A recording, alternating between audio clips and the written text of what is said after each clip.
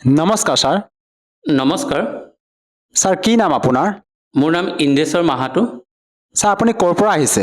মই যোৰহাট ডিষ্ট্ৰিক্ট তিলিকিয়াম বেজগাঁও অসমৰ পৰা আহিছোঁ।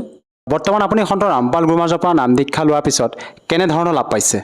লাভ বুলি ক'বলৈ গ'লে তেখেতৰ লাভখিনি আমি বৰ্ণনা কৰিবলৈ গ'লে সময় বহুত লাগিব। তথাপিও মই কওঁ, প্ৰথম কথা হৈছে কি আমি অন্ধকাৰ জীৱনত সকলোৱে আমি আছিলোঁ। আজি অন্ধকাৰ সকলো মানৱ সমাজে অন্ধকাৰ জীৱনত আছিলোঁ, কিন্তু সদগুৰু ৰামপালজী মহাৰাজে আমাক বেদত যে ইমান ধুনীয়া খাজনা, আমাৰ খাজনা সোমাই আছে, সেইখিনি আমাৰ পৰমাত্মা পাবৰ কাৰণে সেই খাজনাখিনি উলিয়াই দিছে। পৰমাত্মা কি ধৰণে পাব পাৰি, সেইকাৰণে মানৱ জীৱনৰ যে মুখ্য উদ্দেশ্য পৰমাত্মা প্ৰাপ্তি, সেই কথাটো আমি সদগুৰু ৰামপালজী মহাৰাজৰ পৰাই গম পাইছোঁ। কিন্তু ইয়াৰ আগত কিন্তু মানৱ জীৱনৰ প্ৰধান উদ্দেশ্য বুলি জীৱিকাৰ ক্ষেত্ৰতহে গম পাইছিলোঁ। কোনোবাই ডক্টৰ, কোনোবাই ইঞ্জিনিয়াৰ, আন কোনোবা প্ৰফেশ্যনেল, সেইটোহে গম পাওঁ জীৱনৰ মুখ্য উদ্দেশ্য কি। কিন্তু এতিয়া গম পাইছোঁ যে গীতা বেদত আমাক এই মনুষ্য শৰীৰটো দিছেই আমাৰ পৰমাত্মা প্ৰাপ্তিৰ কাৰণে।